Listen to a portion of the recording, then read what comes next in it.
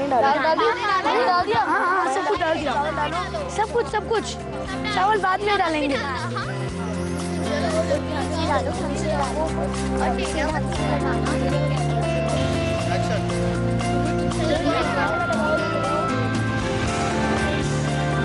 चलो छोड़ दो।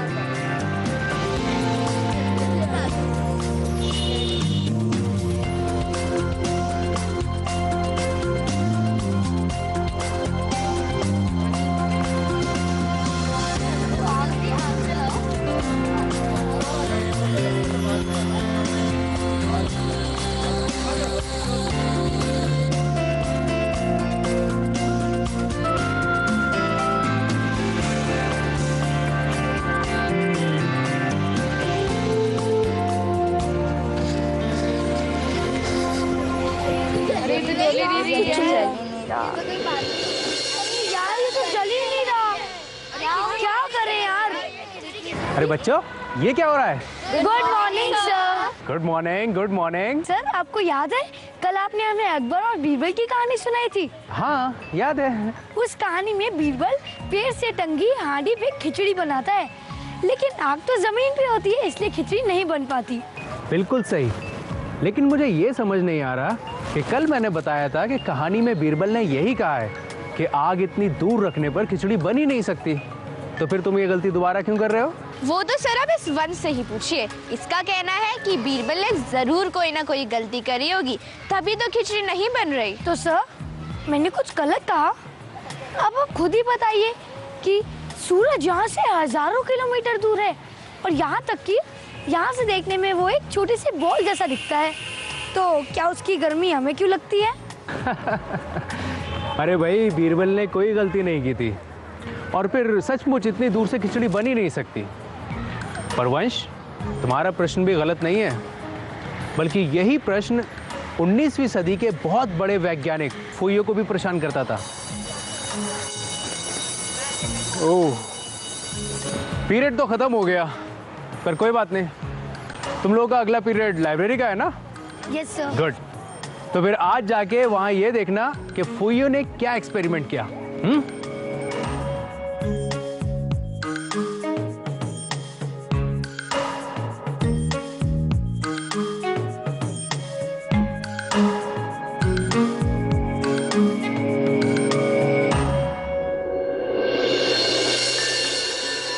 यूरोप में रहने वाले फूरिये जानते थे कि यूरोप के देश अधिकतर ठंडे रहते हैं और भारत जैसे देश गर्म। मगर धरती का औसतन तापमान फिर भी 14 से 16 डिग्री है।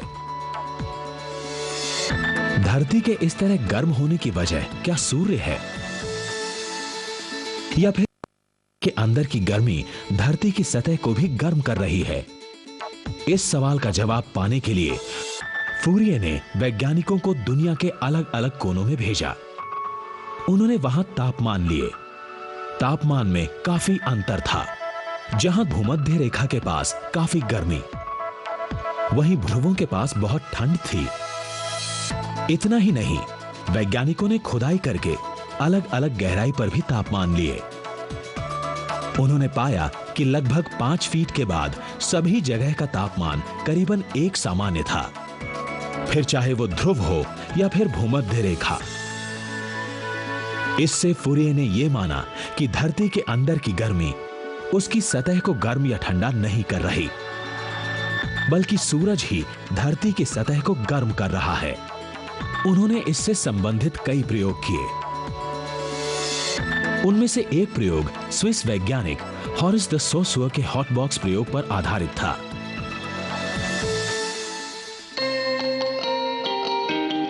इसे आज भी दोहराना आसान है। इसके लिए हमें चाहिए एक लकड़ी का बक्सा जिसके अंदर के सभी हिस्सों में काला रंग किया हुआ हो। बक्से में एक थर्मोमीटर रखते हैं और ऊपरी सतह को कांच से ढक देते हैं। बक्से के ऊपर एक और थर्मोमीटर रखते हैं। क्या बक्से के अंदर और बाहर का तापमान अलग होगा? कुछ देर रुकते हैं।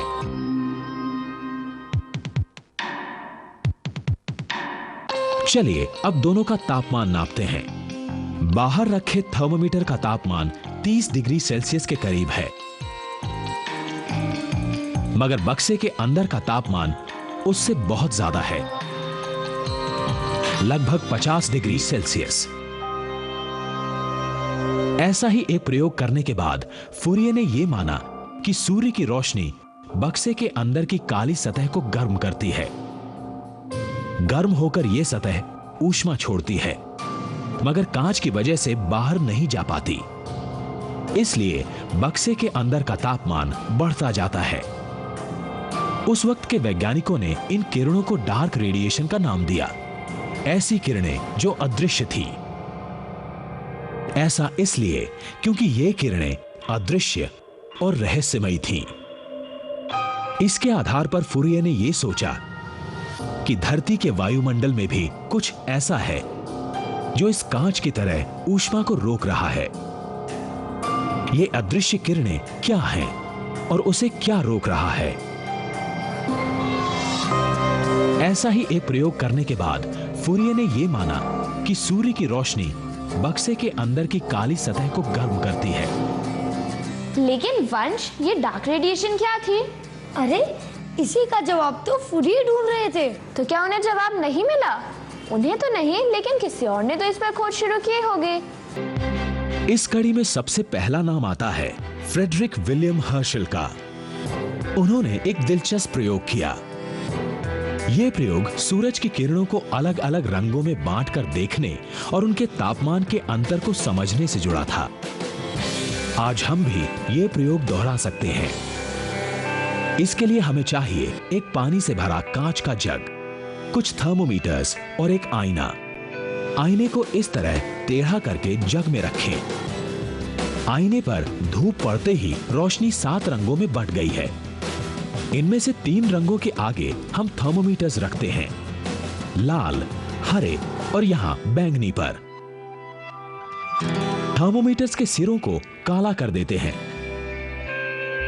ताकि वो ज्यादा से ज्यादा गर्मी सोख सकें। साथ ही एक थर्मोमीटर को हम इन किरणों से दूर रखते हैं ताकि सामान्य तापमान भी मापा जा सके।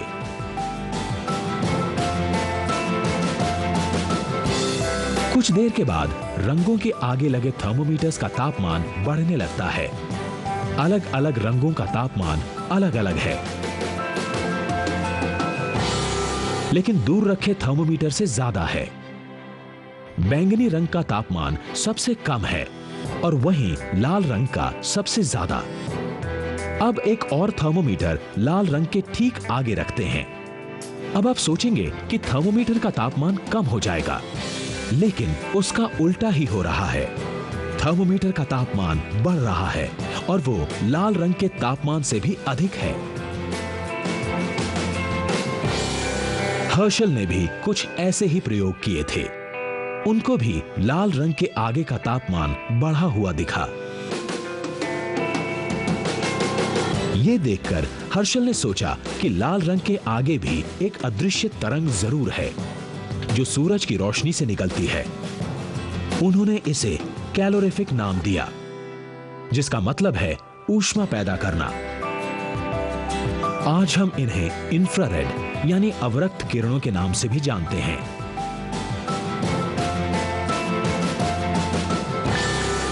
गर्मी पैदा करने वाली हर एक चीज, जैसे जलता हुआ स्टोव या फिर गाड़ी का रेडिएटर, अवरक्त किरणें पैदा करता है। या फिर यूं कहें, अवरक्त किरणों के कारण ही उनकी ऊष्मा महसूस कर पाते हैं। इस प्रयोग से हमारे शुरू के 2 सवालों में से एक का जवाब तो मिल गया। इंफ्रारेड किरण ही डार्क रेडिएशन है। पर दूसरा सवाल, इंफ्रारेड किरणें को रोकने वाली वो गैस क्या है? इसका जवाब ढूंढा एक और वैज्ञानिक ने। 19वीं शताब्दी में इंग्लैंड के एक वैज्ञानिक टिंडल के दिमाग में एक प्रश्न उठा। टिंडल ने फूरिये के अदृश्य किरणों के बारे में तो सुना ही था और उनका विचार था कि बेशक वायुमंडल धरती की इंफ्रारेड किरणों, अवरक्त किरणों को सोखती है, मगर क्या वायुमंडल में मौजूद सभी गैसें इन किरणों को सोखती हैं? इस सवाल ने टिंडल को एक ऐसा उपकरण इस्तेमाल करने की प्रेरणा दी जो गैसों की गर्मी सोखने की क्षमता नाप सके। ये जितना रोमांचक था, उतना ही पेचीदा भी। पीतल और तांबे के 2 टुकड़े, इन्हें अलग अलग तारों से जोड़ते हैं। फिर तार के दूसरे सिरों को बिजली नापने वाले उपकरण यानी गैल्वेनोमीटर से जोड़ देते हैं। दोनों ही धातु को गर्म करते हैं। गैल्वेनोमीटर से पता चल रहा है कि बिजली उत्पन्न नहीं हुई। उसी तरह दोनों धातु ठंडा होने पर भी बिजली पैदा नहीं करते। अब एक तरफ पीतल को हीटर से गर्म करते हैं और दूसरी तरफ तांबे को बर्फ के बक्से में डालते हैं। अब बिजली पैदा हो रही है, यानी कि जब धातुओं के तापमान में अंतर होगा तभी होगी। इस सिद्धांत के आधार पर टिंडल ने एक दिलचस्प प्रयोग की रूपरेखा तैयार की। उन्होंने वैसी ही 2 धातु लेकर उन्हें तार और गैल्वेनोमीटर से जोड़ा, लेकिन एक बदलाव के साथ। दोनों धातु के बीच एक खोखली नली रखी। वायुमंडल में नाइट्रोजन सबसे अधिक मात्रा में पाई जाती है। टिंडल ने इसी गैस से शुरुआत की, नाइट्रोजन को डाला। साथ ही पीतल के पास अवरक्त किरणें पैदा करने वाले उपकरण जैसे रेडिएटर को रखा। उससे निकली किरणें पहले पीतल को गर्म करके खोखली नली में बंद नाइट्रोजन से होकर दूसरी तरफ लगे तांबे तक पहुंची। वो भी गर्म हो गया। टिंडल ने गैल्वेनोमीटर से जाना कि बिजली पैदा नहीं हुई। इसका मतलब यह था कि नाइट्रोजन अवरक्त किरणों को नहीं रोक पाया और इसलिए टिन गर्म हो गया। टिंडल ने फिर यही प्रयोग ऑक्सीजन और हाइड्रोजन के साथ भी किया। इनसे भी बिजली पैदा नहीं हुई। टिंडल अब चक्कर में पड़ गए। फिर एक दिन जब उन्होंने यही प्रयोग कोल गैस के साथ किया, तब वे आश्चर्यचकित रह गए। कोल गैस से बिजली पैदा हुई, मतलब कि कोल गैस में अवरक्त किरणों को रोकने की क्षमता थी। उत्सुकता से टिंडल ने अपनी जांच आगे बढ़ाई। कई प्रयोगों के बाद उन्होंने पाया कि कोल गैस में पाई जाने वाली कार्बन डाइऑक्साइड गैस अवरक्त किरणों को रोक रही थी।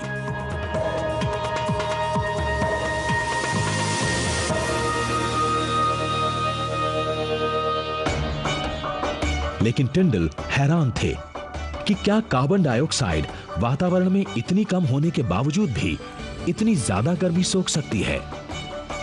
आखिर इसकी मात्रा सिर्फ 0.3% ही तो है। उन्होंने और भी कई प्रयोग किए। एक प्रयोग में उन्होंने पाया कि एक ऐसी और गैस थी जो कार्बन डाइऑक्साइड से भी कहीं ज्यादा गर्मी सोखती थी। वो थी भाप।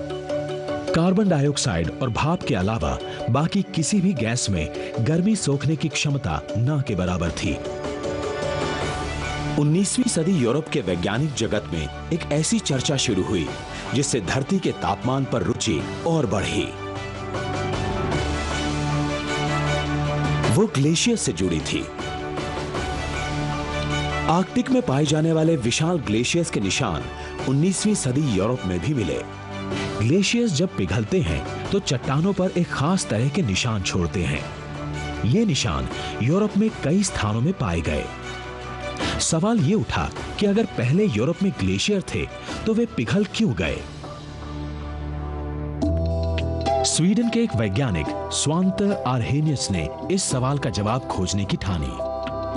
उन्होंने अपनी बात सिद्ध करने के लिए कोई प्रयोग नहीं किए थे, बल्कि दूसरे वैज्ञानिकों के प्रयोग और अपनी मैथमेटिकल जोड़ तोड़ से कुछ निष्कर्ष निकाले। वे जानते थे कि वायुमंडल में 2 ही गैसेस हैं जो गर्मी सोखती हैं। तो इनमें से किस गैस के कारण धरती का टेम्परेचर इतना बढ़ा कि यूरोप के ग्लेशियर्स पिघल गए? क्या ये भाप थी? उन्होंने माना कि ये गैस भाप नहीं हो सकती। लेकिन क्यों?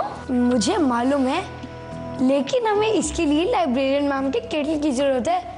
चलो करके बताऊं। ये देखो मैम का केटल। चल अब ऑन करते हैं। वंश देख, भाप बन रही है। और ये देख कुछ और।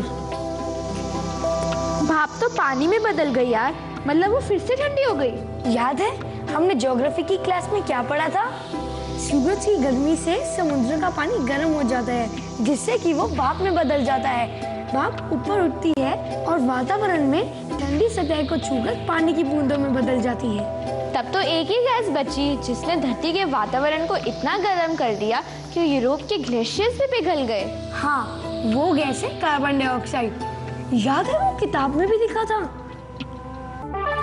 आर्हेनियस ने अनुमान लगाया कार्बन डाइऑक्साइड के स्तर में थोड़ा भी बदलाव आएगा तो पृथ्वी के तापमान में भी बदलाव आ जाएगा। आर्हेनियस का मानना था कि ज्वालामुखी के फटने से पैदा होने वाली कार्बन डाइऑक्साइड के कारण यूरोप के ग्लेशियर पिघले। प्राकृतिक कारणों से वातावरण में बहुत बदलाव आ सकते हैं। आर्हेनियस के समय में यूरोप में औद्योगिक कार्य भी तेजी पकड़ रहा था और कोयले के जलने से बहुत सारी कार्बन डाइऑक्साइड पैदा हो रही थी। आर्हेनियस ने कहा कि औद्योगिकरण की वजह से कार्बन डाइऑक्साइड की मात्रा बढ़ी है। उनका मानना था कि इसके कारण धरती का तापमान भी बढ़ेगा और वातावरण में बदलाव आएगा।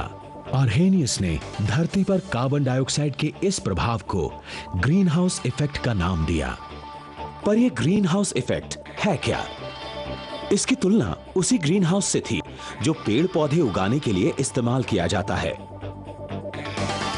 ग्रीन हाउस एक बड़े कांच के कमरे के समान है जिसमें सूरज की किरणें अंदर आती हैं पर सारी गर्मी बाहर नहीं जा पाती। आर्हेनियस के मुताबिक धरती का वातावरण भी ग्रीन हाउस की तरह है। धरती के वातावरण में मौजूद कार्बन डाइऑक्साइड भी सूरज की किरणों को सोखता है और गर्मी को बाहर निकल जाने से रोकता है। यानी कि अगर ग्रीन हाउस इफेक्ट ना हो तो हमारी धरती बिल्कुल एक फ्रीजर की तरह होती या फिर एक आग का गोला। लेकिन तापमान तो अभी भी बढ़ रहा है, टीवी में नहीं देखा, इसलिए ग्रीन हाउस गैसें अच्छी नहीं। अपूर्वा, तुम कंफ्यूज हो रही हो ग्रीन हाउस और ग्लोबल वार्मिंग के बीच में। हाँ यार, ग्लोबल वार्मिंग धरती के लिए अच्छा नहीं और इसी की तो चर्चा चल रही है दुनिया में। चल, लेट हो रहे, रास्ते में बात करते हैं। चल।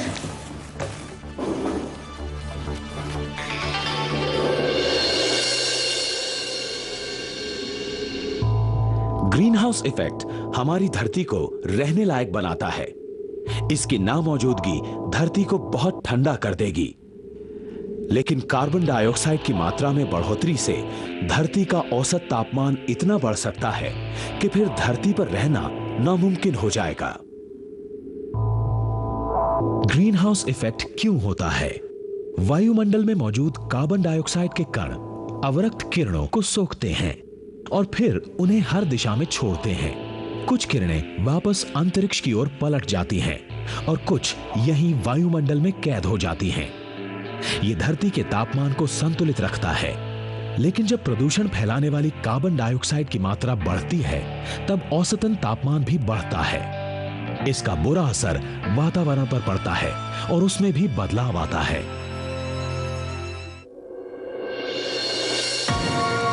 परिवर्तन हर तरफ है।